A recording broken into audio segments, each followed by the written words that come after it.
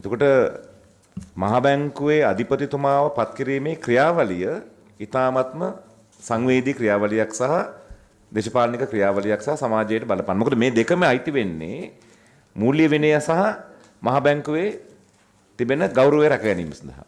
දැන් මම ඔබතුමාලෙන් අහන්නේ දැන් මේ යෝජනා කරලා තියෙන ක්‍රමයට අපි එකඟ විය යුත්තේ ඇයි මේ මහ බැංකුව අධිපතිතුමා කෙනෙක්ව තුමිය හෝ තුමා කියන්න බෑ. තුමිය වෙන්න පුළුවන් මෙතන දෙන්නෙක්ම ඉන්නවා ඩිපියුටිස්ලා. හරි. What is the mechanism? Is it transparent and accepted at the international level? That's my conceptual question. If you don't have answers, I don't expect you to explain.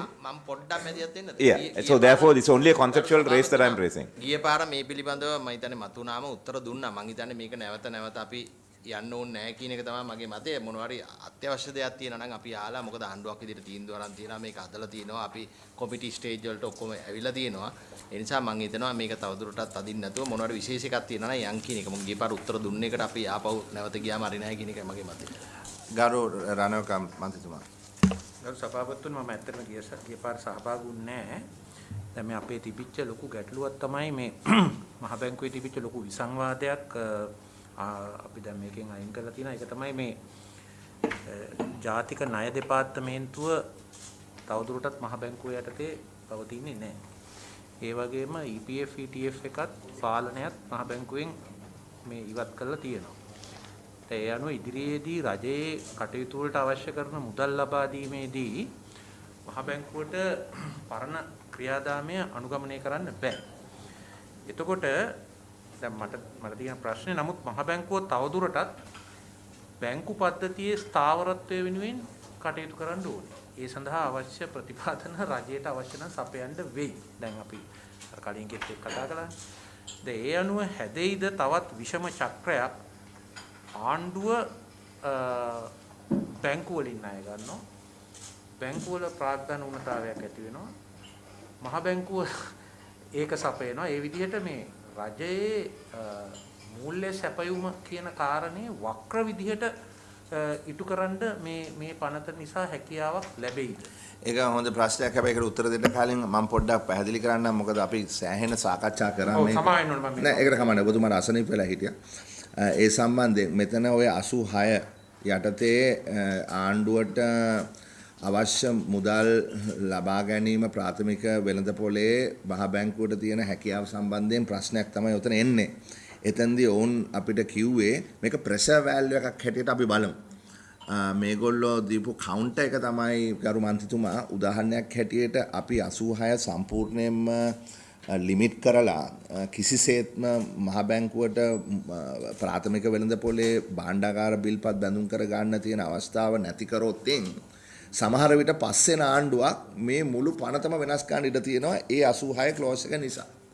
ඉතින් ඒ නිසා තමයි ඊ타මත්ම සීමිත අවකාශයක් මොවුන්ට ලබා දීලා තියෙන්නේ හදිස්සියම අවස්ථාවක. ඒ හදිස්සි අවස්ථාව කියන එක ඩිෆයින් කරලා තියෙනවා. හැබැයි එතන තියෙනවා පබ්ලික් මොකද්ද ටිකක් වේග් වචනයකුත් තියෙනවා. ඒක මම දන්නේ නැහැ කොයි ආකාරයකටද කියලා නීතිපති දෙපාර්තමේන්තුව ඉන්ටර්ප්‍රිට් කරන්නේ. මොකද ඒ වචනේ 86 දාන්නේ මේ මිස්ටර් විග්නේශ්වරන් නෑ මේ තියෙන්නේ තාම අපි ගන්නේ ගිය පාර බිල් එක සෙන්ට්‍රල් බැංක් බිල් එක නෑ ඔබතුමා ගන්නේ මේ රෙසලූෂන් එකද ප්‍රොවිෂන් ස්පෙෂල් ප්‍රොවිෂන් ඒක නෙමෙයි මේ ගන්නේ අර එදා එක ඉවර කරපුවා ඔව් mister Wigneswaran what is that clause you are going to add at the committee stage? Committee stage amendment. Yeah. It says as a proviso, this is the exception, I'll just read that out. It says, notwithstanding the provisions of subsections 1 and 4, upon a proclamation being made under the Public Security Ordinance. So, under the Public Security Ordinance, a proclamation is made in the interests of the public security and the preservation of public order or a global health emergency that substantially and materially disrupts or constrains access by the government to market funding. Oh, එතන මෙතන ඉන්න නීතිඥ මහතුරුන්ට මේ මම හිතන්නේ ඔය public order කියන එක මම හිතන්නේ ඉන්ටර්ප්‍රිට් කරන්න බොහෝ විදියට පුළුවන්. ඉතින් එතන විතරයි මේ ගරු මන්ත්‍රීතුමාලා මෙතන මම දකින්නේ ප්‍රශ්නයක්. එහෙම නැත්තම් මම හිතන්නේ එතන ලොකු ප්‍රශ්නයක් අපිට පේන්නේ නැහැ. එතනදී පොඩක් තපරකින. ඒ මොකද දැන් ඔබතුමා මේ ප්‍රශ්නය ඇහුවේ බැංකු රෙගියුලේෂන් එක ඇක්ට් එක යටතේ වෙන්න පුළුවන්. නමුත් මේකේ යටතේ එහෙම ගැටලුවක් සිද්ධ වුණොත් ආණ්ඩුව මේ වාණිජ බැංකු වලින් ණය අරගෙන එතන විෂම චක්‍රයක් නිර්මාණය වෙන්නත් පුළුවන්. ඒතර එහෙම වෙලා ආණ්ඩුවට ගෙවා ගන්න බැරි වුණොත් කැපිටල් ඇඩික්වසි එකේ ප්‍රශ්න එන්න පුළුවන්. ඔබතුමාගේ ප්‍රශ්නේ හරියට හරි. නමුත් ඒක මේ දෙවනි අපි බලන බිල් එක යටතේ තමයි තියෙන්නේ. නමුත් ඒක ඍජුවම සම්බන්ධ වෙනවා සෙන්ට්‍රල් බැංක් බිල් එකටත්. ඉතින් ඒ නිසා ඔය ප්‍රශ්න විසඳීම සඳහා තමයි 86 මම දකින විදියට අර පොඩි ප්‍රෙෂර් වැල්ව් එකක් දීලා තියෙනවා. ඉතින් මම හිතන්නේ ඒක සාධාරණයි. මේ මට අහන්න පුළුවන්ද අපේ ඉග්නිෂන් මාත්‍යයෙන් දැන් සාමාන්‍යයෙන් මේ රටේ හැම වෙලේම පබ්ලික් සිකියුරිටි ප්‍රොක්ලමේෂන් එක කරනවානේ ජනාධිපති හිතුණු ගමන්. ඒකනේ ප්‍රැක්ටිස් එක ඒ ප්‍රොක්ලමේෂන් එකේ වෙනස් කිරීමක් වෙලා නැහැනේ. And the instances in which that it can be done stands the same. That's correct. Yeah. So if no change the to that. president wants, he can conduct himself the way it is now. Yes, there is no restriction except that the condition that triggers this is in addition to the public security or the conditions remaining, the emergency situation remaining, they have to substantially and materially disrupt or constrain access by the government to market funding. So there has to be a public security proclamation which results in substantially and materially disrupting or constraint. So it's an additional So trigger. It can always happen. 14 days. 14 days. Has a control. You see, unless Parliament approves, you see that can't be sustained beyond 10 days. But whatever is done during that specific period of 14 days stands. Yeah, but whatever it lapses, continuity lapses, whatever. On the publicity ordinance, the order lapses No, they can like resort to whatever activity within that specified period, within whatever that they do within a period of 14 days. That is true, but with regard to what the central bank can do, the Parliament has to approve it. If you look at paragraph B of the proviso, the central bank makes the recommendation, then Parliament has to approve every such recommendation. So that's there is a further additional to that. That it covers. That covers. ඔව්. දැන් මට දැනගන්න ඕනේ මේ මහ බැංකුවේ අයගේ තියෙනවනේ EPF අරමුදල. ඒක මේ ඔය ණය ප්‍රතිව්‍යුහගතකරණයේ යටතේ මේ අපි බැඳුම් කරවල තිබිච්ච අර්ථසාධක අරමුදල් ප්‍රතිව්‍යුහගත කිරීමේ ඒ පොලි මේකට අහු වුණාද නැද්ද? ඒ ප්‍රශ්නේ මම මේ අපේ සාකච්ඡා ඉවර වෙලා ගන්නවා. හරි මට මතක් කරගන්න. සුපර්ඇනුවේෂන් ෆන්ඩ් එකක් විදියට ඒකත් අන්තර්ගතයි. පොඩකින් අපි ඒකට මම පිළිතුරු ඊට වඩා ටිකක් දීර්ඝව බලාපොරොත්තු වෙනවා. දැන් මෙතන මේ the capital ඒකට අදාළව මේ bank shall be fully subscribed and paid up amounts as may be determined by the governing board from time to time. දැන් මේකේ මේ central bank capital එකට මොකද කරන්න මේකේ මේ යෝජනා කරලා තියෙන්නේ? මේකේ the monetary board made time to increase capital amount not exceeding 50 billion. ඒක කොහෙද තියෙන්නේ? ඒක තීරණය කරලා ගවර්නින් බෝඩ් එකට අවශ්‍ය වෙලාවේදී ඒ ප්‍රමාණය තීරණය කරන්න තමයි අනුමැතිය ඔතන දීලා තියෙන්නේ. එම්පවර්මන්ට් එකක් තියෙන්නේ. Not exceeding 50 billion. Yeah, 50 is the maximum according to. දැන් මෙතුමා මේ දැන් අපේ domestic debt restructuring එකෙන් මහ බැංකුව තියෙන ඔක්කොම treasury bills ටික restructure කරනවානේ. එතකොට මහ බැංකුවේ capital adequacy එක පිළිබඳව ගැටලුවක් මතුවෙනවද? අපිට තියෙන අර domestic ratio එක ඒකේ දැන් මේ වෙලාවේ දැන් නම් improve වෙලා තියෙනවා. නමුත් ගිය අවුරුද්දේ පොඩ්ඩක් අඩු වෙලා තිබුණා. දැන් ඒක තමයි වෙනත් විදියකට අර්ථකථනය වෙලා තියෙන්නේ අලුත් ඇක්ට් එකේ. ඒ දැන් මේ කියන්නේ capital එක. The what we call the capital, it's the value, that's the ratio. This is what we call the equity of the central bank. Yeah, so what we are saying is this in order then? This amount, is it fine? So ඒකයි මම අහන්නේ. මේ 50 billion එක ඇතිද?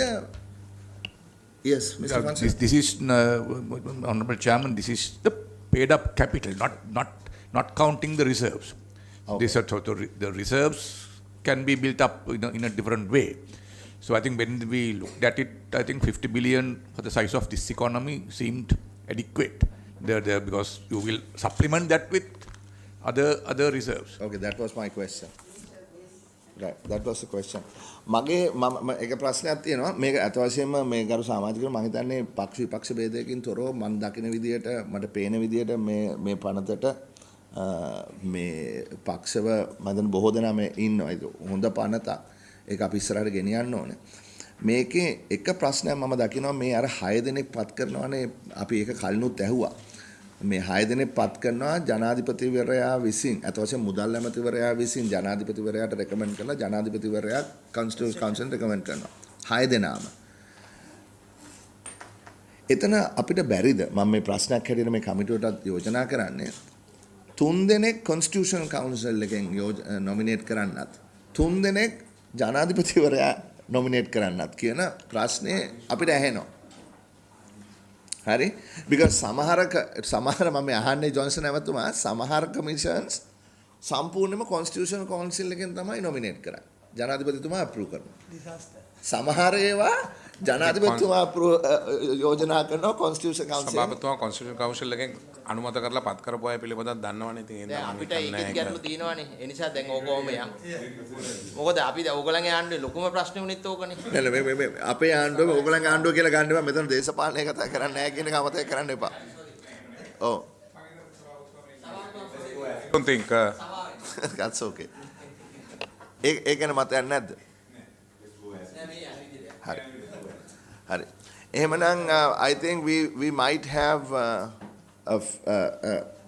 තමයි එදා සාකච්ඡා කරා මට ඊට පස්සේ යන්න වුණා මෙතනින් අර අපි අර කමිටි එකේ 11 දෙනාම ඉන්නවද මොනිටරි බෝඩ් එකේ ඒක තමයි දැන් තියෙන ඒකේ වෙනසක් වෙන්නේ නැහැ 6 දෙනා ජනාධිපතිතුමාගේ රෙකමෙන්ඩේෂන් එකේ යටතේ කොන්ස්ටිටියුෂන් අය ඉතුරු 5යි හයක් එතනින් එනවා තා 5 දෙනෙක් ඒගොල්ලෝ ඩෙපිටි ගවර්නර්ස්ලා දෙන්නයි අවුට්සයිඩර්ස්ලා දෙන්නයිනේ එතකොට මේ අනිත් එක ඩෙපිටි ගවර්නර්ස්ලා දෙන්නයි අවුට්සයිඩර්ස්ලා දෙන්නයි ගවර්නර් එතකොට දැන් මේක අපි නෑ මම දැන් 11 දෙනෙක් මේ ප්‍රායෝගිකව මම එදාත් ඇහුවේ 11 දෙනෙක් එකට එකතු වෙලා තීන්දුව ගන්නවට වඩා හොඳ නැද්ද ඒ දැන් 6 දෙනෙක්ම එකම ජාතිය කට්ටියනේ ඒගොල්ලන්ගෙන් දෙන්නෙකුයි ඉතුරු කට්ටියගෙනුත් ප්‍රමාණය අඩු කළා තීන්දුව ගන්න මට්ටමට ගෙනාවොත් මොකද අපි මේ රට ගැන තීන්දුවනේ ගන්න වෙන්නේ හැබැයි එතන ගරු මන්ත්‍රීතුමා අපි මේක දිගටම සාකච්ඡා කරා මං හිතන්නේ මෙතන ඉන්න මුදල් දැනට මුදල් මණ්ඩලයේ 5 දෙනා අත විතරනේ මේකේ තියෙන්නේ හරි එතකොට නිලධාරීන් කවුරුත් මේකට සම්බන්ධ වෙන්නේ නැහැ නිලධාරීන් පස්සේ අපිට ඇවිල්ලා කියන්න පුළුවන් අපි මෙහෙම කිව්වා අර එහෙම කිව්වා නමුත් මුදල් මණ්ඩලය please interrupt me permit me to interrupt you දැනටම දැන් නඩුවක් යනවනේ ආර්ථිකය කඩා වැටීම ගැන සුප්‍රීම උසාවියේ දැන් මොනිටරි බෝඩ් එකේ 3 දෙනා හිටියේ දැන් දෙන්නෙක් මේ වෙන විට මේ පිටු 400ක ඇෆිඩවිට් එකක් බාර දීලා තිනවා සුප්‍රීම උසාවියට. ඒක සම්බන්ධව. එතන මෙහෙම උනේ නැහැ කියලා. මං කියන්නේ මේ රට මේ ආණ්ඩුව විපක්ෂය කියන නෙමෙයි. රටේ ඉස්සරහට දැන් දැනටම රට බංකොලොත් වීම ගැන යන මේ ප්‍රශ්නයක් පිළිබඳ සුප්‍රීම උසාවියේ නඩුවක් තියෙනවා. You should know it I think better. Yeah, I deposed that affidavit. Yeah, you have given the affidavit. Yeah, not that it didn't happen. Yeah. The situation in which it happened. Absolutely. Yes. Yeah. Clarifying the position. Clarifying the position. Yes. So if there are my question is now at that time at that particular time there are only 3 members. Now we are going to enlarge it, expand it up to 11. You know, this is Sri Lanka. We are still. Honourable member, can I just? Yeah, you know it better because So can I don't want to open this debate once again, but I will give you. Yes, I will. It's a relevant question. Correct. Because you are not. Yeah, go ahead. Can I just explain now? For instance, if you look at the monetary board now, right, the way it is approved now, matters are approached now. Everybody is on the same frequency. Yeah. Now, if you look at adding, that is, of course, this is my just personal view. When you add further people, you may have persons who have wildly ideological different approaches. But the problem is that at the end of the day, the Supreme Court has now passed it as being constitutionally compliant. Yeah. So whilst what it says is that having considered the provisions, I think the Honourable Committee had also inquired about this, the consequences or the implications of what the Supreme Court has done. So what the Supreme Court has said is, having perused all those provisions, the Supreme Court is of the view that all of those provisions, save and except what they explicitly have carved out, are compliant with the Constitution. Yeah, constitutionally, yes. And also Article 12(1) of the Constitution as being reasonable and non-arbitrary. Yeah. So, but policy-wise, if I may, yes. now, okay, they have determined let him finish. Yeah. Can we get Mr. Milinda Gunatilaka's opinion also about it legally? Then we can finally, because this is finally, it boils down to policy. And we are supposing there is some issue in the future, we will be held liable not on the legal issues, but for supporting a policy that has brought the country to a standstill. So if you may also express your... Mr. Chairman, may I, Honorable Chairman, can I express a practical situation which could arise? But Honorable Member says there is some merit. But now the problem is, now we are having these two apex bodies. We have a governing board and then you have a monetary policy committee. But as far as the general public is concerned, there is one institution, which is the central bank. And the implementing agency of any monetary policy is the central bank. So I'm not getting into the numbers. I mean, that is a matter for the government if they want to, how many people they want to have on the monetary board and the monetary policy board. Now, when you are talking of monetary policy decisions, most countries take monetary policy decisions by majority. There is sometimes no unanimity because there are people who might give a different viewpoint. Then it takes by majority. It has happened. It can happen. And it has happened in Sri Lanka as well. I mean, not that it has not happened. Why everybody is in this is because, as far as general public is concerned, there is one body which is the Central Bank of Sri Lanka, which is considered to be the monetary policy implementer. These nuances of having two different bodies could be very complicated for the general citizenry if there is no total ownership of the monetary policy board as well, because we should not have a situation once a monetary policy decision is taken, somebody in the governing board goes and says, no, I didn't agree, I was not part of that decision and I didn't agree with that. Once the collective decision is taken, they are all bound, whether they expressed a different opinion or on that note of Mr. Fonseca, Honorable Chairman and Honorable Member, the question was that when we were having discussions with the IMF, which their requirements, what they were saying, the views that we strongly expressed was that now the governing board would be responsible for financial system stability. The monetary policy board would be responsible for price stability, and because economic stability is generally taken away. So our view, and I think what the IMF accepted, was that as a institution that it will be very difficult if the members are not common members, for instance, to take decisions in silos. The governing board would be dragging its feet in one way and the monetary policy board would be dragging in another direction. And the problem is, as you all know better than us, the question is that monetary policy can have a large impact on financial system stability as well. And any decision that you take on financial system stability can also impact monetary policy. So it was in those circumstances that it was decided that there will be common members. But I think the honourable members' view is that why should it be such a large group of people? But I think this is something just for your consideration. Those matters had been, I think, it's policy passed muster by the Supreme Court. Okay. Yes, it's deliberated and done. No? The gentleman Can we asked get view this? from the DSC, and that's it, and AST. we'll close it. Honorable Chair, Honorable Member, I have not handled this bill. May I, with your permission, ask my colleague to handle it, because I'm not at all familiar with the provisions of this bill. It has to be determined. It might be that because of the greater number, let's say there is in the members on the monetary policy board who the final view might change because there are new people, so a minority view might end up prevailing. So that's also possible, and that can only happen if all of those members are there. That is number one. But what I'm most concerned about, and I raised this on the last occasion as well, is that the Supreme Court considered this particular provision and wanted the quorum increased from 6 to 8.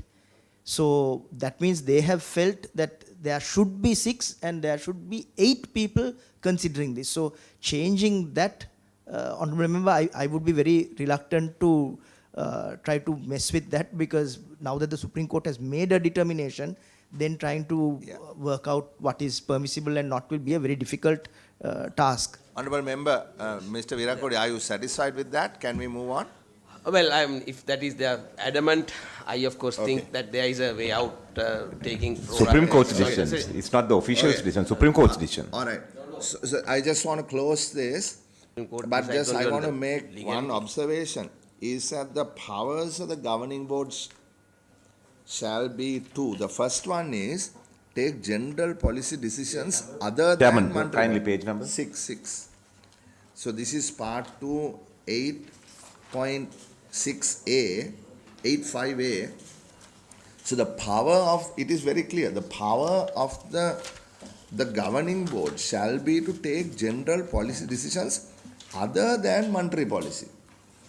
So really, I don't know how this will stand in a court of law if something happens and they say, look... I think that is because there is a separate committee, that is a monetary policy committee, where the governing board members are also there. Correct. I think that's what... So the governing board members are automatically part of the monetary policy committee. So monetary policy committee is the one that is... So I think after many months of discussion and a lot of hard work by a lot of people, both in Fort and here in Jayawardenepura, I feel that we may be able to muster bipartisan support for this bill, which I think, if we can, would be a great step going forward. And we hope that we will be able to get this through with everybody's support. So thank you very much.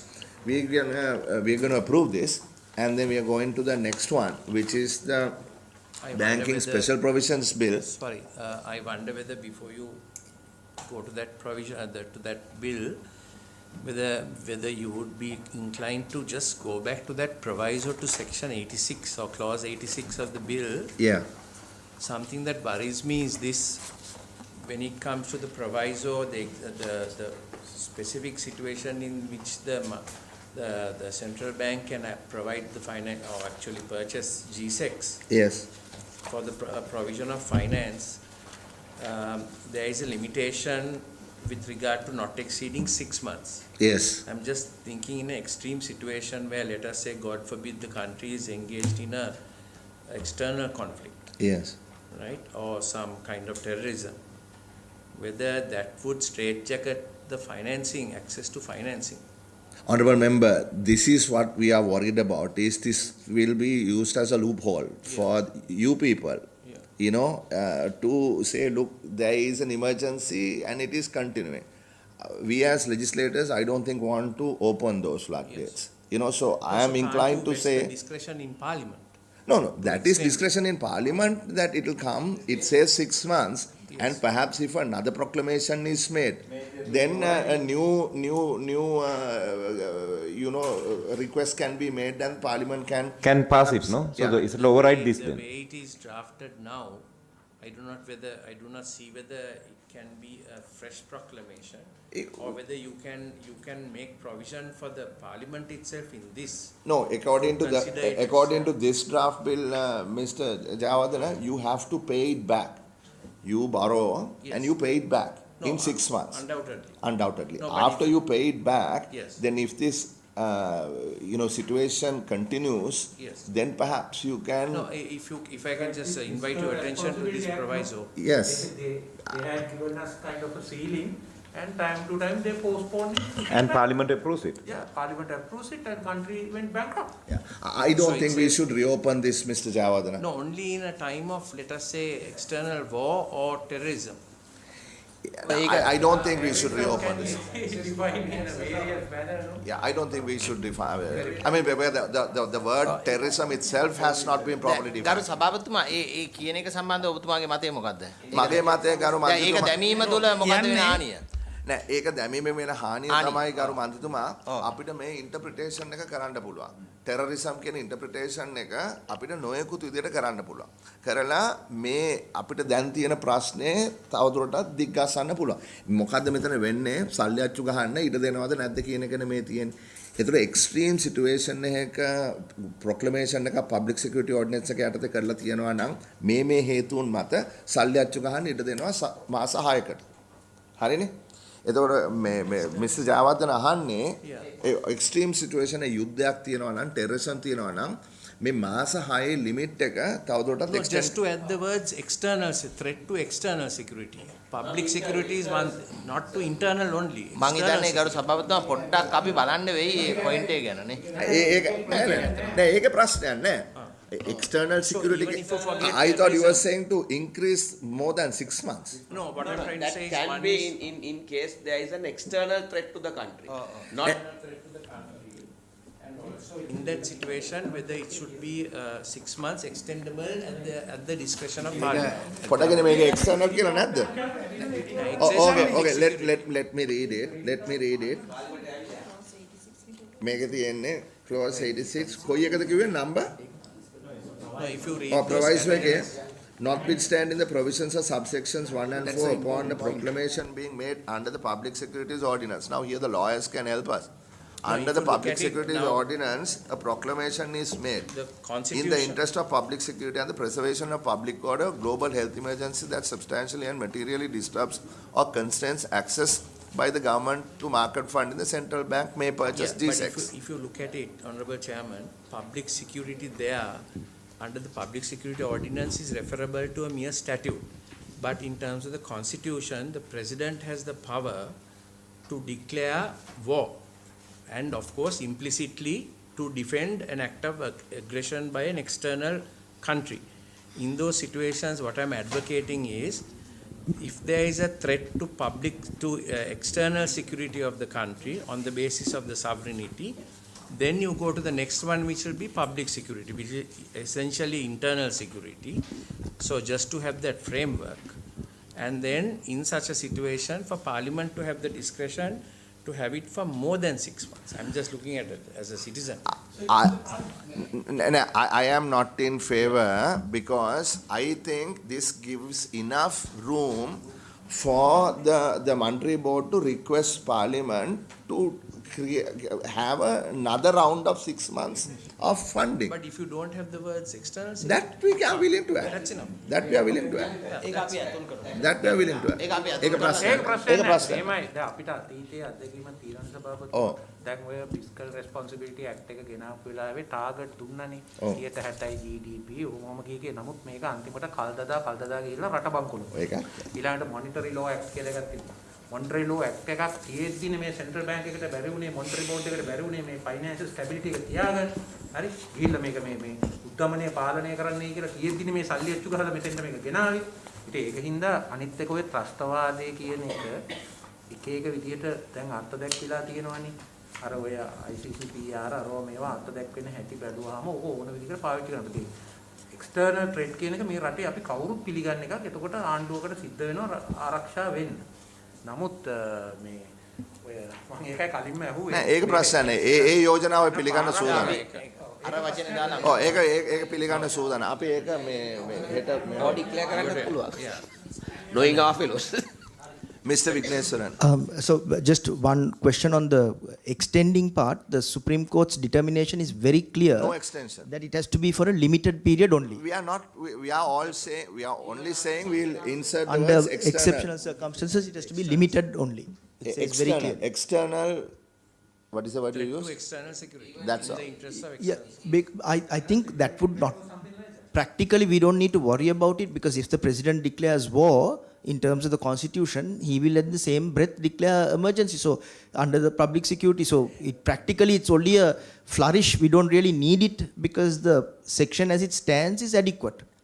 In my view, you know, I don't see anything being taken away, only that it gives additional sort of cushion. Yeah.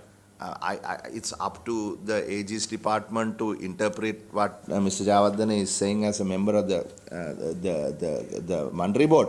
But the committee has no issue. If you want to include that, we have no issue. Honorable Chairman, I'm just urging this committee to look at this. So because Articles 1 says Sri Lanka is a free, sovereign, independent and democratic social republic.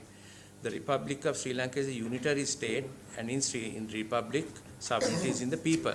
So the primary focus of the Constitution is to ensure, amongst others, other than the sovereignty of the people, the unitary status of the state, which includes not only internal public security, but external security of the country as well. See, to be honest with you, I, as a layman, don't really understand the nuance here, whether, you know, external security is not included in public security. No, public security, it says public security under the Public Security Ordinance. Yeah. Right, so that has it's a term of art and it has a special meaning. So there he issues an emergency. But if there is a declaration of war, he doesn't need to have declaration of war. With this committee has no issue. If you lawyers can agree what is correct, you go ahead. This committee has no issue. You know, even external threat is caught up in the word public security. That's what I feel. If the committee is of that view, The external threat also will affect public security. So I don't think we need to be, you know, splitting hairs trying to make it. Let us not take. I want to say this, honourable member. If let them discuss it internally, and if AG feels it needs to be included, let them include it. This committee has no objection. Right. Then shall we get to the next one? Banking Special Provisions Bill. You have a presentation on it, please. I'll just give an introduction to it, and then our Director Resolution Department will do the presentation. Now this is about the banks having extra powers for the central bank to have resolutions, because in the existing Banking Act we have some provisions where there are issues with the bank continuation. Monetary Board can intervene, take action, can kind of appoint a new management, can also have another bank taking over. Those provisions are there. But last year, with the kind of developments that took place, and when we saw banking sector is kind of experiencing certain difficulties, we all thought there will be several banks that we will have to kind of have certain resolution action, and we have to be more focused towards those actions. So therefore, even before we started on the special provisions, we have been looking at bringing a new Banking Act with expanded resolution powers to the central bank, and also having some connections with the Ministry of Finance for that purpose. But with the developments, as I said, kind of some negative developments on the banking sector, we thought it is more opportune to concentrate on this resolution action as a fast-forward action. So therefore, that was the decision taken to have this banking special provision targeting the resolution action in case if the central bank and the government has to face some resolution of some banking licensed bank. We are given more empowerment, more powers, more legal authority to have a smooth resolution without impacting much on the taxes, the government, the public, and then also on the depositors' interest. Right, so that was the intention. Okay, a small, tongue-in-cheek comment I'm going to make. Joke. So obviously, everybody expected the DDR to be applied on banks also, no? I think, sir, like from the beginning it was mentioned, the financial stability will be maintained. Yeah, so that is how financial stability was going to be re-established. I think that was mentioned. I was just, anyway, we have to have some fun also in this, no? Okay. I hope. So, he's going to make the presentation. Sorry, yeah. I want to ask you, this is starting saying banking, so my question may not be valid even. Does this cover the financial institution? Like in public, we have found the confidence of public had been lost. මහජනයාගේ විශ්වාසය කඩා වැටුනේ හුදෙක් පිළිගත්ත බැංකුවල නෙමෙයි මේ තැන්පතු ඉල්ලලා ඉන්න finance companies වලින්. They it be A, B, C or whatever. So මේ පනත විසින් එවැනි ආයතන අධීක්ෂණය කිරීමේ බලය ලැබෙනවද වඩාත් සමීපව? එහෙමනම් දැනට තියෙන තත්ත්වයට වඩා මේ වැඩි වෙනවද කියලා අපිට කියන්න. මොකද මේ මහජනයාගේ විශ්වාසය පිළිබඳ ගැටලුවක් තිබෙන නිසා. අධීක්ෂණය පැත්තෙන් ගත්තොත් මේ පනතේ අධීක්ෂණය ගැන නෙමෙයි තියෙන්නේ, මේකේ තියෙන රෙසලූෂන් එක. අධීක්ෂණය තාමත් කරන්නේ ෆයිනෑන්ස් බිස්නස් ඇක්ට් එකෙන්. මම හිතන්නේ පහුගිය අවුරුදු දෙක ඇතුළත අපිට හැකි වුණා ওই non bank sector එකේ සෑහෙන වෙනසක් කරන්න.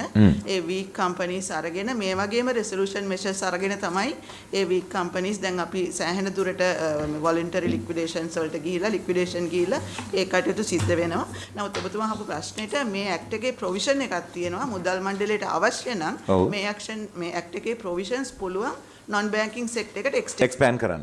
හොඳයි. ඊට අමතරව අපි finance business act එකේම ඒ අවශ්‍ය තව මේ strengthen කරන provisions දැන්ට සාකච්ඡා කරගෙන යනවා එකගේ. හොඳයි. බොහොම ස්තුතියි.